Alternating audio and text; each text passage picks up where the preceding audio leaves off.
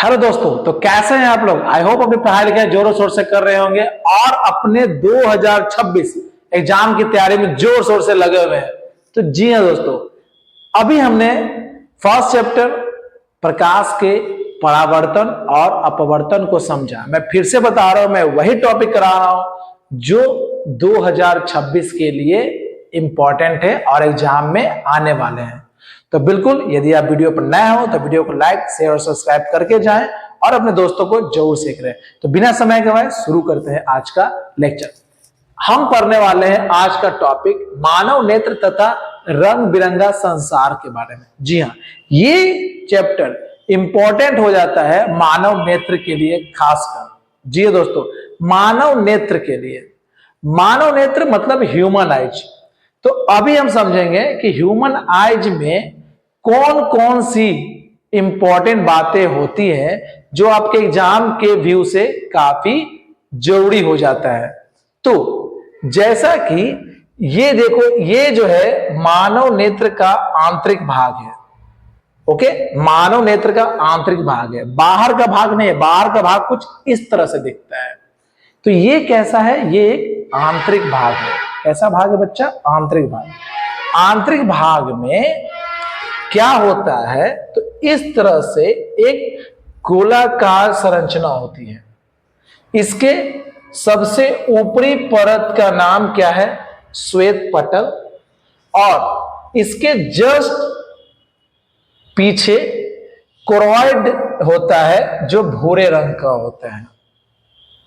फिर सबसे श्वेत पटल का ही जो सबसे उभरा हुआ भाग होता है उसे हम क्या बोलते हैं? कॉर्निया बोलते हैं। क्या बोलते हैं? कॉर्निया। और इसके जहां पर लेंस, जहां पर कोई काम करता है देखने के लिए, वस्तुओं के लिए जो इंपॉर्टेंट होता है वो होता है तुम्हारा नेत्र लेंस। और नेत्र लेंस और कॉर्निया के बीच में जो द्रव भरा होता है वो होता है जलीय द्रव। उसके बाद जो नेत्र लेंस है वो जुड़ा होता है किससे? आइरिस और सिलियरी मांसपेशियों से। ये वही है मांसपेशियां होते हैं जो सिकुड़ते और फैलते हैं, यानी फोकस को घटाने और बढ़ाने में क्या करता है? मदद करता है।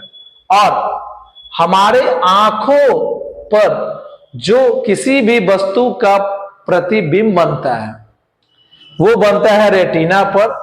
वैसे तो होता है वास्तविक और उल्टा, परंतु हमारा जो मस्तिष्क है वो दिखाता है क्या? सीधा दिखाता है। क्या दिखाता है बच्चों? सीधा दिखाता है। ओके, आई होप समझ में आ गया। अब मैं इसे आपको बारी बारी से समझाने का प्रयास करता हूं कि कौन सा वर्ड क्या है। ठीक है, ध्यान रहे यहां पर बच्चा। यहां देखोगे सबसे पहले कॉर्निया के बारे में। कॉर्निया क्या है बच्चा? यह आंख का सबसे उभरा हुआ भाग होता है। कैसा भाग होता है? आंख का सबसे उभरा हुआ भाग होता है। श्वेत पटल क्या होता है बच्चा? आंख के सबसे बाहरी परत। जैसे मैंने बताया था, आंख का जो सबसे बाहरी परत होता है व्हाइट, वो होता है क्या? श्वेत पटल। और जस्ट उसके नीचे भूरे रंग का भाग होता है जिसे हम लोग कोरॉइड कहते हैं। अभी जस्ट हमने पढ़ा था। उसके बाद बच्चा ये समझो, ठीक है, उसके बाद जो है क्या? आइरिस। क्या होता है आइरिस? तो कहते हैं कॉर्निया के पीछे एक छिद्र पट होता है जिसे हम आइरिस कहते हैं। ये वही आइरिस है जो क्या करता है? भिन्न भिन्न रंगों में होता है, एक कलर शो कराता है। नेक्स्ट है सिलियरी मांसपेशियां। आइरिस के पीछे वाली परत को हम लोग सिलियरी पेशिया कहते हैं, जो सिकुड़ता और क्या होता है?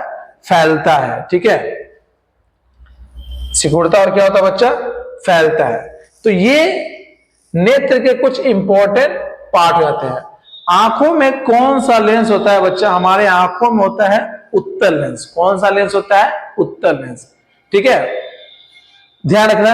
अब इसके बाद जो है बच्चा, हम जानते हैं देखने की क्रिया को। जी हां, अब देखो दुनिया में अगर, या भगवान बोलो, अगर भगवान ने सबसे कोई कीमती उपहार दिया है तो वो हमारा मानव नेत्र है।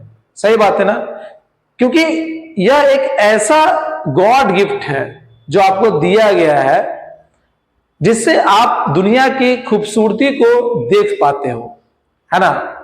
तो ये तो सबसे पहले कभी भी उदास हो, हताश हो, तो भगवान से इस बात का शुक्रिया कहना कि तुम्हारे पास दो आंखें हैं और तुम दुनिया के इस खूबसूरती चीजों को देख पा रहे हो, खूबसूरत पलों को देख पा रहे हो, खूबसूरत चीजों को देख पा रहे हो। तो इस चीज का ये जो धन्यवाद करना भगवान को। तो कभी निराश मत होना, क्योंकि कुछ ऐसे भी लोग हैं दुनिया में जो आंखों के बिना रह पा रहे हैं, रहते हैं। उनसे अगर पूछोगे दुनिया में क्या चाहिए तुम्हें, तो बताएंगे बच्चा कि मुझे कुछ और नहीं चाहिए, न करोड़ों की संपत्ति चाहिए, न बंगला चाहिए, न गाड़ी चाहिए, बस भगवान हमें नेत्र बस प्रदान कर दें, है ना। तो सोचने की बात है। इसलिए जरूरतें सबकी अलग अलग होती हैं। तो कभी भी अपने स्थिति को देखकर निराश नहीं होना चाहिए। मैं ये बात बता रहा हूं, पढ़ाते पढ़ाते मतलब मैं भटक गया हूं, लेकिन फिर भी मैं बता रहा हूं कि ये चीजें, है ना, एक एज ए स्टूडेंट समझना होगा आपको, है ना, कि जिंदगी में स्थिति अगर किसी भी तरह की होती है तो उसे परेशान नहीं होना है उससे, बल्कि उससे संघर्ष करना है और आगे बढ़ना है। ठीक है, जिंदगी में यही चीजें आपको सिखलाएगी कि कैसे आप धीरे धीरे आगे बढ़े हो, जो कि आपको काफी मजा आएगा। ठीक है, जिंदगी जीने में। फिलहाल हम बात करें तो देखने की क्रिया को। ठीक है, ये मुझे लगा बताने को, तो मैंने बताया आपको कि सच में दुनिया का अगर सबसे खूबसूरत कोई गिफ्ट है तो वो आंख है ना। चलिए ठीक है, जब किसी वस्तु से आने वाली किरण आंख पर पड़ती है तो वे कॉर्निया तथा नेत्र लेंस से अपवर्तन के बाद कहां पहुंचती है? रेटिना पर। जैसे कहीं से भी कोई प्रकाश की किरण आती है तो पहले वस्तु पर आती है, जो किसी वस्तु को आप देखते हो, उसे देखने के बाद वो हमारे आंखों पर आती है। तो कैसे आती है? कॉर्निया तथा नेत्र लेंस से जब अपवर्तित हो जाती है तब पहुंचती है कहां? रेटिना पर, जहां वास्तविक और उल्टा प्रतिबिंब बनता है। ठीक है, यहां पर कैसा प्रतिबिंब बनता है बच्चा? रेटिना पर हमेशा वास्तविक और उल्टा प्रतिबिंब बनता है। लेकिन हम इसे देखते हैं कैसे? सीधा, क्योंकि हमारा जो मस्तिष्क है, जो हमें संवेदना जाती है प्रकाश स्नायु के थ्रू हमारे मस्तिष्क में, वो हमें दिखलाती है कैसा? सीधा दिखाती है ना। काफी अनोखी चीजें हो जाती हैं अगर देखा जाए ऐसे तो, प्रकृति के रूप में, है ना। साइंटिफिक तो कुछ भी कह सकता है, लेकिन प्रकृति रूप में सोचो किस तरह से यह हमें इस खूबसूरत दुनिया को दिखलाती है। ठीक है, अब समझते हैं बच्चा आगे।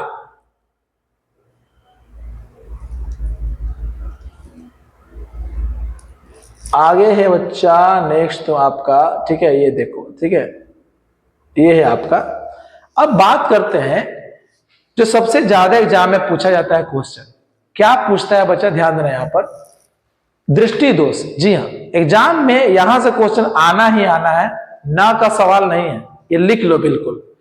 तो फिर बोल रहा है कि रजत सर आप झूठ कह रहे थे, ये आना ही आना है। पहला है दृष्टि, निकट दृष्टि दोष क्या होते हैं? वैसे दृष्टि दोष होते क्या है? जब आंखों में कोई समस्या आ जाती है, जिससे या तो आप दूर की वस्तु को या आप निकट की वस्तु को स्पष्ट नहीं देख पाते हो, तब उसे हम क्या कहते हैं? दृष्टि दोष कहते हैं। वो तीन तरह के होते हैं, निकट दृष्टि दोष, दूर दृष्टि दोष और जरा दृष्टि दोष। नाम है निकट दृष्टि दोष, देखो नाम ही से लग रहा है निकट की, लगे उल्टा होता है। निकट दृष्टि दोष मतलब उल्टा, निकट की वस्तु को ही स्पष्ट देख पाएगा, दूर की वस्तु को स्पष्ट नहीं देख पाएगा। इसका उपचार क्या है बच्चा? देखो इसका उपचार है अवतल। मैं इसका ट्रिक बताऊंगा याद करने का, ध्यान देना। अवतल लेंस से इसका उपचार होगा। किस लेंस से होगा बच्चा? अवतल लेंस से क्या होगा? उपचार होगा। दूर दृष्टि दोष में दूर की वस्तु को स्पष्ट देख पाते हो, निकट की वस्तु को देख नहीं पाते हो। इसका उपचार क्या है बच्चा? इसका उपचार है उत्तल लेंस। कौन सा लेंस है? उत्तल लेंस। उसके बाद जरा दृष्टि दोष, ना आप निकट की वस्तु को साफ देख पाते हो, ना कि दूर की वस्तु। ये देखना, गांव मोहल्लों में या कहीं भी आप देखोगे बुजुर्ग लोग को बुजुर्ग लोग को देखना, यानी बूढ़े लोगों को आप देखोगे तो उनके आंखों में है ना इस तरह से बना होता है, ये जो चश्मा उनके लिए बनता है ऐसे, है ना, वो एक ऐसे और एक ऐसे, एक ऐसे और एक ऐसे, ठीक है। घर में दादाजी होंगे या कोई भी होंगे, जब उनको तुम सामने से आओगे वो नहीं दिखेंगे तो क्या करेंगे, तो सा नीचे करेंगे, हल्का सा नीचे कर लेंगे, अरे पोता मेरा, है ना। अगर दूर से देखना तो दादा, हाँ, तो वो क्या करते हैं, निकट और दूर को स्पष्ट देखने के लिए अपने जो चश्मे है ना उसके ऊपर नीचे है ना अप डाउन करते हैं, ठीक है। वो होता है ना, देखना कभी कभी पुराने जो होते हैं बैंक के कर्मचारी लोग हैं वो देखने के लिए क्या करेंगे, फाइल्स को है ना ऐसे करेंगे ना, ऐसे करके देखते हैं ना, बिल्कुल इस तरह से, ठीक है। तो उनमें होता है जरा दृष्टि दोष, न निकट की वस्तु को साफ देख पाते हैं न ही दूर की वस्तु को। तो इसको हम उपचार करते हैं बाइफोकल लेंस से। बाइफोकल का मतलब होता है दोनों, उत्तल भी और अवतल भी, दोनों को मिला के बनाया जाता है लेंस, जिसको बोलते हैं बाइफोकल लेंस बोलते हैं, ठीक ना। चलिए नेक्स्ट देखोगे बच्चा इसके बाद, ठीक है। कभी कभी क्या होता है कि हमारे आंखों में है ना, ये देखो इस तरह से ये अजीब सा एक बन जाता है, ठीक ना, आंखों में इस तरह से व्हाइट व्हाइट। ये कब होता है, ये जब यंग एज में आप रहोगे तब ऐसी स्थिति बिल्कुल न के बराबर देखने को मिलती है, ठीक है। ये होती है कि समय के साथ जैसे जैसे आपकी उम्र बढ़ती है वैसे वैसे जो है ये कंडीशन आ जाता है। ये खासकर कभी ट्रक वाले ड्राइवर के साथ में ये ज्यादा हो जाती है। ट्रक वाले ड्राइवर से इसलिए ज्यादा हो जाती है ये घटनाएं क्योंकि उनके आंखों पर जो है काफी हैवी महसूस होता है एनी टाइम वो जब रोड पर चलते हैं तो ये मैंने देखा है कि ट्रक वाले ड्राइवर को ये सारी चीजों का सामना ज्यादा करना पड़ता है मोतियाबिंद का, ठीक है।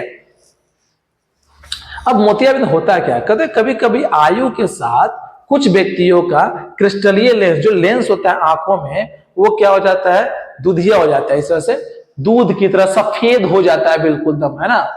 गजब लगता है देखने को, मतलब अचानक देखोगे तो डर जाओगे, ऐसा होता है बिल्कुल, ठीक है ना। तो उसी को क्या किया जाता है, हटाया, समझे, एक तरह झिल्ली परत जम गई है ना, परत जम गई। जैसे कभी कभी देखे होंगे कि सुबह सुबह उठते हैं, है ना, तो आंख खुलता नहीं है बिल्कुल, है ना, सट जाता है, चिपक जाता है बिल्कुल आंख चारों तरफ से, है ना। तो वैसे ही क्या होता है, ठंड में ऐसा ज्यादा होता है। तो ऐसे ही क्या होता है कि इनके भी आंखों में क्या होता है, एक सफेद परत जम जाता है बिल्कुल दूधिया तरह के, तो वो स्पष्ट देख नहीं पाते हैं और काफी उनको दर्द और सामना करना पड़ता है, ठीक ना, ऐसा। तो इसी को बोलते हैं क्या हम लोग, मोतियाबिंद कहते हैं बच्चा, ठीक है। अब देखोगे आगे एक ये है कि क्वेश्चन है, तीव्र प्रकाश से किसी वस्तु कम प्रकाश वाले कमरे में जाने पर वहां वस्तुओं को स्पष्ट देखने में कुछ समय लगता है। ये सब महसूस किए होंगे, देखते हो धूप से आते हो कभी कभी खेल के, है ना, और खेलने के बाद जैसे ही घर में एंट्री लेते हो तो थोड़ा सा टाइम लगता है क्या होने में, एडजस्ट होने में, ऐसे ऐसे करते हैं हम लोग, आंख ऐसे ऐसे करते हैं ना। या कभी कभी ऐसे भी होता है कि घर में आप बैठे हो, सब लोग भाई बहन के साथ बैठे हो बिल्कुल, और अचानक से लाइन कट गया, लाइन कट गया, उसके बाद बिजली चली गई, आप बैठे हो, ठीक है, और नीचे को रखा हुआ है, बर्तन बर्तन रखा हुआ है, ठीक है। तो मैं बोलेगी अरे जहां हो हुए रहना, क्योंकि आपको तो दिख नहीं पा रहा है, अचानक से बिजली क्या हो गई, चली गई। तो फिर उस वातावरण को एडजस्ट करने में हमारा आंख जो है समय लेता है ना। तो किस कारण से होता है, वो होता है पुतली के कारण से। पुतली क्या होती है, प्रकाश में सिकुड़ जाती है और जब छांव वाले इलाकों में जाती है तो क्या होती है, फैल जाती है। यही कारण से हमें अपने जगह पर दोबारा आने में, यानी छांव में आने से, है ना, टाइम लगता है, वहां देखने में, एडजस्ट करने में क्या लगता है, टाइम लगता है। देखो यहां लिख दिया है, तीव्र प्रकाश में आंख की पुतली सिकुड़कर छोटी हो जाती है और कम प्रकाश वाले कमरे की वस्तुओं को देखने के लिए आंख की पुतली का खुलकर बड़ा होना आवश्यक है। तो पुतली छोटी हो जाने के कुछ समय बाद वो पुनः क्या हो जाती है, फैल जाती है। मतलब पहले छोटा हो गया, अब बाद में धीरे धीरे वही अपने जगह पर एडजस्ट कर लेता है, तो फिर हमको स्पष्ट दिखलाई पड़ रहा है। यानी धूप में पुतली का छोटा हो जाना और छांव वाले इलाकों में फिर से क्या हो जाना, अपने जगह को यानी अपने साइज को एडजस्ट कर लेते हैं। ठीक है, चलिए, ये भी क्वेश्चन होते रहता है एग्जाम में, पूछता है। एक टॉपिक है जो हमेशा परेशान करता है, जिसका बोलते हैं समंजन क्षमता। आंख की समंजन क्षमता से बच्चा क्या समझते हैं? देखो, समंजन क्षमता कहते हैं आंखों की ऐसी क्षमता जिसे नेत्र की फोकस दूरी आप से आप क्या होती रहती है, बदलती रहती है। मतलब फोकस दूरी का घटना और बढ़ना, यही कहलाता है क्या, आंख की समंजन क्षमता। आंख की क्या कहलाता है, समंजन क्षमता कहलाता है, जिसकी स्पर्श दर्शन की न्यूनतम दूरी कितनी होती है, 25 सेंटीमीटर। देखिए हो, जैसे मान लो ये किताब है, अगर ये किताब को हम दूर लेके जाए और तब देखें तो भी ऐसे करना पड़ेगा, एकदम बगल में सटा दे, दिखेगा? देखो तो ट्राई करो, तुमको बगल में सटा दोगे तुमको दिखेगा नहीं, लेकिन एक स्पष्ट डिस्टेंस पे रखेंगे बिल्कुल, जिसका डिस्टेंस है 25 सेंटीमीटर, वहां से तुम देखोगे आंख पर ज्यादा हैवी लोड भी नहीं पड़ेगा। ठीक है, और आराम से क्या कर पाओगे, देख पाओगे। तो ये जो है ना, यही कहलाता है समंजन क्षमता। पहले तो फोकस को घटाना और बढ़ाना, लेकिन जो देखने की जो कैपेसिटी होती है हमारे स्पष्ट, वो कितना सेंटीमीटर का होता है, 25 सेंटीमीटर का होता है। आई होप समझ में आ गया बच्चा। अब देखो आगे समझते हैं। अब समझते हैं बच्चा, एक टॉपिक है जो हमारा, जिसका नाम है ना, ये देखो, ये समझ लो, प्रिज्म से होकर अपवर्तन। यहां पर बहुत सारे ऐसे बच्चे हैं जो यहां पर समझ नहीं पाते हैं कि प्रिज्म होता है क्या है। सबसे पहले ये जान लो कि कांच का बना एक ऐसा पारदर्शी माध्यम जो 3 फलकों से घिरा रहता है ना। 3 फलकों से क्या होता है, घिरा होगा। 2 वर्तक फलक आपस में समांतर नहीं होता है उसी प्रिज्म में, जिसे हम लोग क्या बोलते हैं, प्रिज्म कहते हैं। इसमें सबसे इंपॉर्टेंट टॉपिक हो जाता है क्या, कि निर्गत किरण क्या होता है, देखो, और उसका विचलन कोण क्या होता है। तो कहते हैं देखो, ये है तुम्हारा आपतित किरण। कौन सा किरण है, आपतित किरण। ये प्रिज्म में गया तो पहले तो ये हवा था, अब एक माध्यम से गया दूसरे माध्यम में, दूसरे माध्यम में गया तो ये अभिलंब से क्या होता है, मुड़ जाता है। अब फिर दोबारा फिर वो अपना माध्यम चेंज किया तो फिर वो मुड़ गया, तो ये जो किरण बना उसे बोलते हैं कौन किरण, निर्गत किरण। और यही आपतित किरण और निर्गत किरण के बीच में जो कोण बनता है ना बच्चा, उसी को बोलते हैं कौन, आपतित किरण को आगे बढ़ने एवं निर्गत किरण के पीछे बढ़ाने और उनके बीच बने कोण को बोलते हैं कौन, विचलन कोण। तो ऐसे कोण को बोलते हैं कौन सा कोण, विचलन कोण कहते हैं। आपतित किरण और निर्गत किरण के बीच के कोण को क्या बोलते हैं। टॉपिक जो है बच्चा वो जानना है तुमको, ये है आपका प्रकाश का वर्ण विक्षेपण। कौन सा बच्चा, प्रकाश का वर्ण विक्षेपण। देखो ये क्वेश्चन हिट कर जाते हैं एग्जाम के टाइम में, ठीक है। तो इसलिए क्योंकि इस टॉपिक से क्वेश्चन आना ही आना है, ना का कोई सवाल नहीं है। ध्यान समझना, इस टॉपिक से कितने सारे प्रश्न बनते हैं, समझना ये है तुमको। कहता है कि पहले प्रकाश का वर्ण विक्षेपण क्या होता है, सिंपली इसे नोट डाउन करना तुम। कहते हैं जब प्रकाश की किरण किसी प्रिज्म से होकर गुजरती है, जब प्रकाश की किरण किसी प्रिज्म से होकर गुजरती है तो वह 7 रंगों में विभक्त हो जाती है। कितने रंग है बच्चा, 7 रंगों में विभक्त हो जाती है। इस घटना को हम बोलते हैं प्रकाश का वर्ण विक्षेपण। क्या बोलते हैं, प्रकाश का वर्ण विक्षेपण कहते हैं। अब उस वर्ण विक्षेपण के दौरान प्रकाश 7 रंगों में बढ़ जाता है, जिसको हम लोग बोलते हैं शॉर्ट में VIBGYOR, विबग्योर।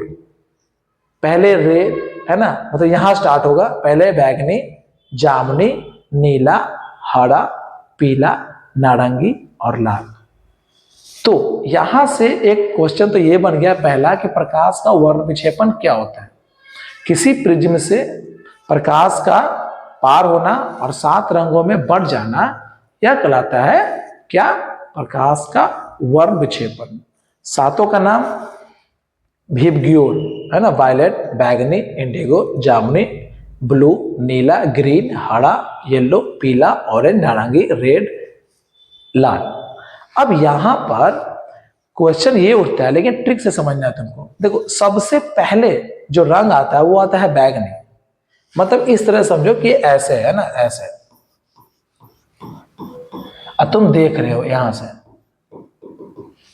तो सबसे पहले बैगनी आया, निकल गया, नहीं पहुंचा, ये आया, निकल गया, नहीं पहुंचा, ऐसे करते करते करते करते करते सबसे लास्ट में कौन आता है? लाल। इसका मतलब सबसे ज्यादा डिस्टेंस तय कौन किया? लाल तय किया। इसलिए सबसे ज्यादा तरंगदैर्घ्य किसका हो गया बच्चा? तो सबसे ज्यादा तरंगदैर्घ्य हो गया किसका? लाल का। तो सबसे कम किसका होगा? ऑफ कोर्स बैगनी का होगा। उसी प्रकार सबसे कम विचलन किसका हुआ? कम विचलन, तो कम विचलन लाल का हुआ, क्योंकि मुड़ा ही नहीं, तभी तो दूर तक पहुंच पाया। और सबसे ज्यादा विचलन हुआ किसका बच्चा? बैगनी का हुआ, तभी तो पहले मुड़ गया और हमारे आंखों तक पहुंच ही नहीं पाया। तो यहां से ये क्वेश्चन पक्का एग्जाम में पूछते हैं, सबसे ज्यादा तरंगदैर्घ्य दूर तक कौन गया? लाल। सबसे कम बैगनी, क्योंकि वो पहले ही मुड़ गया। पहले ही मुड़ गया इसका मतलब विचलन ज्यादा है ना, और उसका विचलन क्या होगा? कम हुआ, क्योंकि वो मुड़ा ही नहीं। अब वो पहुंच गया कहां? सबसे दूर। तो दूर पहुंच गया, तरंगदैर्घ्य ज्यादा और विचलन कम, ठीक है। और पहले मुड़ गया, विचलन ज्यादा, तरंगदैर्घ्य कम। एकदम ध्यान रखना इस बात को। अब यहां से क्वेश्चन पूछता है कभी कभी, स्पेक्ट्रम क्या होता है? स्पेक्ट्रम बच्चा ध्यान देना, स्पेक्ट्रम क्या होता है? तो बोलना है क्या कि प्रिज्म से गुजरना, 7 रंगों में बंटना और इन 7 रंगों को एक काली पट्टी पे प्राप्त करना। कौन से पट्टी पे? ध्यान रखना, काली पट्टी पे बच्चा प्राप्त करना, इसे हम क्या बोलते हैं? तो इसे कहते हैं हम लोग स्पेक्ट्रम कहते हैं। क्या बोलते हैं? स्पेक्ट्रम। ध्यान रखना, ओके।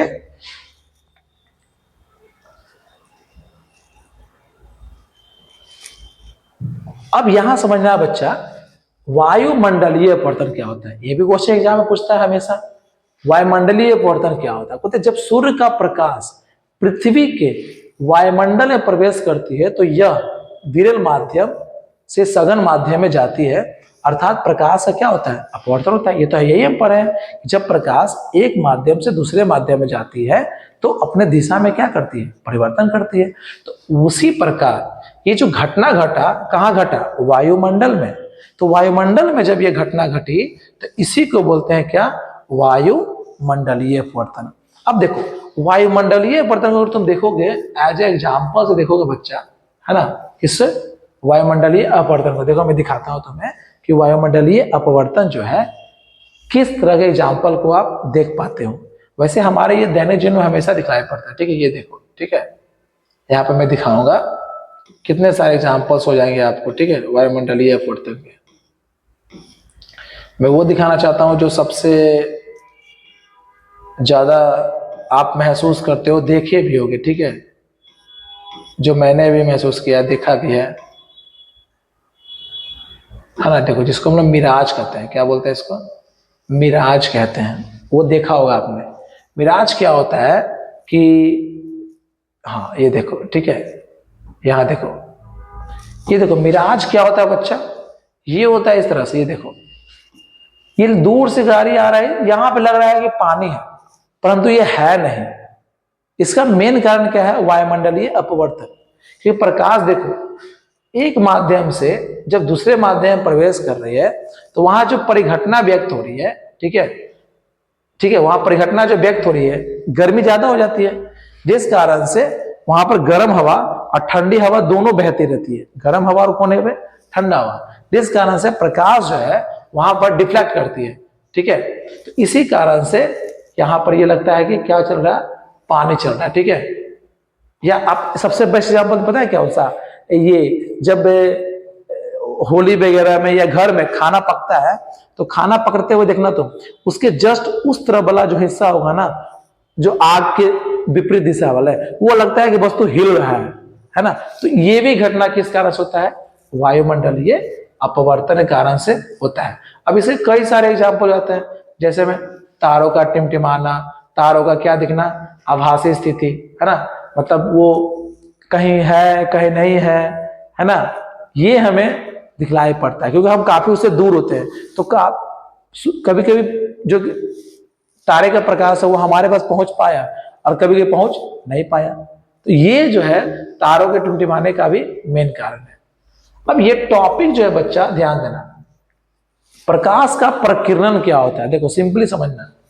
अब ये सूर्य है, अब सूर्य के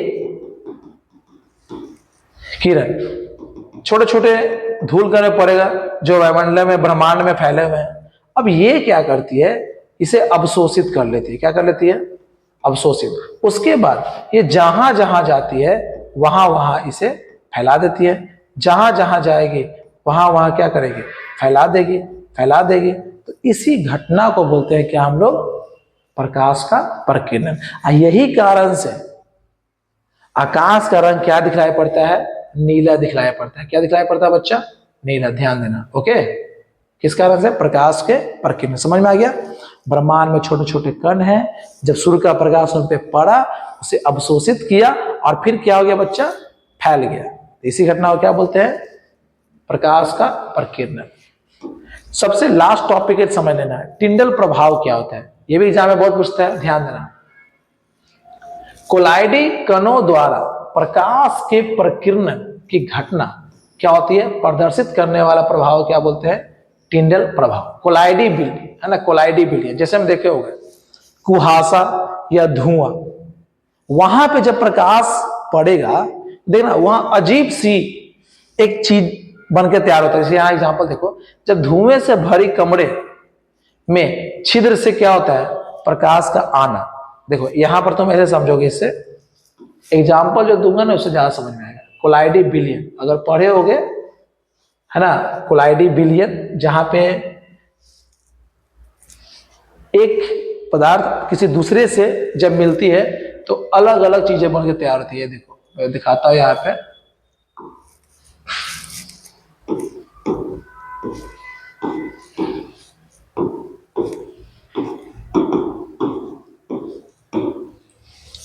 ठीक है। ये देखो टिंडल इफेक्ट देखते हैं यहां पर, ठीक है। ये देखिए है ना, इस तरह से जब एक बिलियन के साथ कोई दूसरा मिलता है तब कुछ अलग बन के तैयार होते हैं। देखो यहाँ पर बहुत अच्छे से समझाया है, देखो यहाँ पर है ना, यहाँ पे आप देख सकते हो, ठीक है। इस तरह से देख लीजिए, ठीक है। और भी यहाँ पर मैं दिखाता हूँ आपको। सबसे बेस्ट ये देखो, ये देखो सबसे बेस्ट आपको ये जो मैंने एग्जाम्पल में बता दिया, ये देखो कैसा दिख रहा है ना। ये देखो बिल्कुल कैसा है एकदम, ये बिल्कुल अंधेरा है ना, बिल्कुल दिख रहा होगा तुमको, है ना। जंगल है, जंगल पूरा अंधेरा है बिल्कुल, और वहां पे क्या हो रहा है? उस अंधेरे में ये देखो लाइट आ रही है। देखो इस तरह से दिख रहा है कि नहीं दिख रहा है? ये तो ये जो दिख रहा है ना, ये किसके प्रभाव के कारण हो रहा है? टिंडल इफेक्ट के कारण हो रहा है। या कभी कोई देखे कुहासा में जो लाइट आता है वो भी बिल्कुल इसी तरह से बन के तैयार होगा, छन के आता है। क्योंकि एक तो लाइट पार्टिकल्स के मिलकर बने होते हैं, छोटे छोटे कणों से मिलकर बने होते हैं। उसके बाद जो कुहासा है यानी जो धुआं होगा वो भी पार्टिकल से मिलकर बना होता है।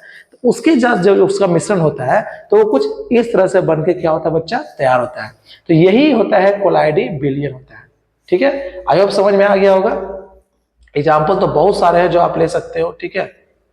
इधर जंगल देख लो, यहाँ पर इस तरह से बना हुआ है। हाँ ये देखो, ये सबसे बेस्ट, ये देखो, ठीक है। इसको देख लीजिए आप, ठीक है।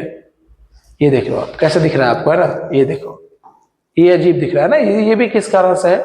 कोलाइडी बिलियन के कारण से हो रहा है। ओके, चलिए लास्ट समझते हैं। लास्ट यहां पे की इंपॉर्टेंट क्वेश्चन जो एग्जाम में बिल्कुल पूछे जाएंगे। पहला है, अंतरिक्ष यात्री व आकाश का रंग काला दिखलाई पड़ता है, क्यों? तो इसका आंसर है वायुमंडलीय अपवर्तन के कारण। डिस्क्राइब करके लिखेंगे। दूसरा, बादल का रंग सफेद होना। तीसरा, सूर्योदय और सूर्यास्त के समय आकाश का लाल दिखना, है ना। ये प्रकीर्णन के कारण सूर्योदय सूर्यास्त के समय आकाश का लाल दिखना, ये किस कारण से हो गया बताओ? क्योंकि लाल का तरंग दैर्घ्य बहुत ही ज्यादा होता है। खतरा का संकेत लाल क्यों होता है? इसका भी आंसर वही होगा सेम, क्योंकि लाल का तरंग दैर्घ्य क्या होता है बच्चा? ज्यादा होता है। तो आई होप आज के इस टॉपिक और इस चैप्टर को अच्छे ढंग से समझ पाए होंगे। अगर कोई भी परेशानी लग रही है आपको या कुछ और भी एक्स्ट्रा जानने की इच्छा है तो प्लीज कमेंट करें और बताएं, और साथ में ये भी बताएं कि आज का क्लास आपको कैसा लगा, ठीक है। मैं जैसे ये खत्म होता है मैं इसके सारे क्वेश्चन फेस कर करवाऊंगा, एक क्वेश्चन में छूटेगा नहीं एग्जाम के लिए, मैं बता रहा हूं, ठीक है। ओके, तो चलिए मिलते हैं अगले क्लास में। जय हिंद।